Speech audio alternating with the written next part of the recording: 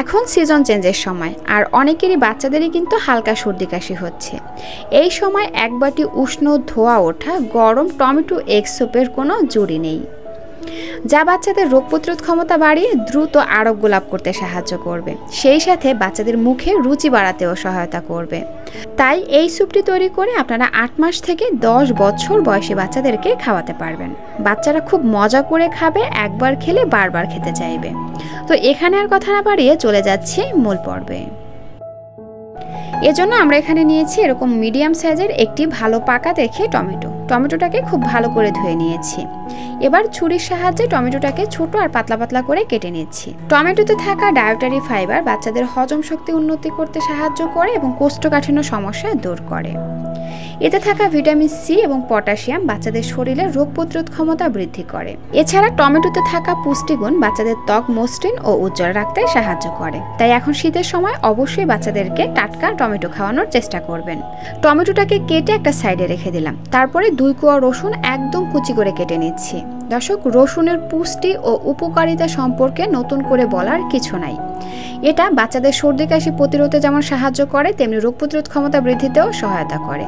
তো যাই হোক, এরপরে হচ্ছে আমি এখানে একটি মুরগির ডিম নিয়ে নিলাম। ডিমটাকে একটা চামচের সাহায্যে খুব ভালো করে ফেটিয়ে নিচ্ছি। এই তো ডিমটাকে ফেটিয়ে নেওয়া হয়ে গেছে। এবার এটাকে নিয়ে চলে যাচ্ছি চুলায়। একটা প্যান দিয়ে তার মধ্যে দিয়ে দিলাম এইটুকু পরিমাণে সরিষার তেল। সরিষার তেলও কিন্তু বাচ্চাদের স্বাস্থ্যের জন্য অনেক ভালো, বিশেষ করে সর্দি কাশি প্রতিরোধ করতে সরিষার তেল কিন্তু অনেক উপকার করে। তো যাই হোক, সরিষার তেলের মধ্যে রসুনটা দিয়ে রসুনটাকে হালকা বাদামি করে ভেজে নিয়েছি। এবার এর মধ্যে টমেটোগুলোকে দিয়ে দিচ্ছি। তারপর নেড়ে চেড়ে ভালো করে মিশিয়ে নিয়ে একটা ঢাকনা দিয়ে ঢেকে টমেটোটাকে ভালো করে সিদ্ধ করে নিচ্ছি। ঢাকনাটা তুলে বারবার নেড়েচেড়ে দিতে হবে, আর যতক্ষণ না পর্যন্ত এই যে এভাবে টমেটোটা গলে আসে ততক্ষণ পর্যন্ত রান্না করে নিতে হবে। তো যাই হোক, এই যে দেখুন টমেটোটা কিন্তু খুব ভালো করে গলে এসেছে। এই পর্যায়ে আমি এর মধ্যে দিয়ে দিলাম স্বাদ অনুযায়ী লবণ। আবারও নেড়েচেড়ে ভালো করে মিশিয়ে নিয়ে এবার এর মধ্যে দিয়ে দিব 1 কাপ পরিমাণে নর্মাল পানি। নেড়েচেড়ে প্রতিটি উপকরণ খুব ভালো করে মিশিয়ে নিয়েছি, আর এর মধ্যে কিন্তু বলক চলে এসেছে। এই পর্যায়ে আমি আরও 2 থেকে 3 মিনিটের মতন জাল করে নিব। তারপরে আমি এর মধ্যে এই যে মুরগির ডিমটাকে ফেটিয়ে রেখেছিলাম সেটা যে উপর থেকে আস্তে আস্তে দিতে হবে এবং এভাবে ঘুরিয়ে ঘুরিয়ে এটাকে নেড়েচেড়ে মিশিয়ে নিতে হবে। দর্শক, ডিম কিন্তু বাচ্চাদের জন্য আদর্শ খাবার। বাচ্চাদের সারাদিনের ক্ষয় পূরণ ও পুষ্টি চাহিদা পূরণ করতে চাইলে নিয়মিত প্রতিদিন অন্তত একটি করে ডিম খাওয়ানো উচিত। তো যাই হোক, ডিমটা দিয়ে ভালো করে নেড়েচেড়ে মিশিয়ে নিয়েছি। এবার স্যুপের ঘনত্ব ঠিক রাখার জন্য এর মধ্যে দিয়ে দিব কর্নফ্লাওয়ার। কর্নফ্লাওয়ারটা সরাসরি দেওয়া যাবে না, এখানে আমরা কিছুটা পরিমাণে পানির মধ্যে কর্নফ্লাওয়ার গুলে নেব। আমি এখানে 1 চা চামচেরও কম পরিমাণে কর্নফ্লাওয়ার নিয়েছি। এবার এর মধ্যে কিছুটা পরিমাণে নর্মাল পানি দিয়ে দিচ্ছি। তারপরে নেড়েচেড়ে ভালো করে কর্নফ্লাওয়ারটা পানির সঙ্গে মিশিয়ে নেব। দর্শক, আপনারা কিন্তু এখানে কর্নফ্লাওয়ারের পরিবর্তে আটা, ময়দা অথবা চালের গুঁড়াও ব্যবহার করতে পারেন, অথবা চাইলে কিন্তু আপনারা এখানে ওটসের গুঁড়াও নিতে পারেন। তো যাই হোক, কর্নফ্লাওয়ারটা স্যুপের মধ্যে দিয়ে দিলাম। তারপরে আবারও নেড়েচেড়ে ভালো করে মিশিয়ে নেব। মিশিয়ে নেওয়া হয়ে গেলে এটাকে আমি আরও 1 থেকে 2 মিনিটের মতন জাল করে নেব। আপনাদের কাছে যদি মনে হয় যে ডিমটা একটু দলা পেকে গেছে, তাহলে এই যে এভাবে একটু চেপে চেপে দিবেন অথবা একটা ডাল ঘুটনির সাহায্যে একটু ঘুটে দিবেন।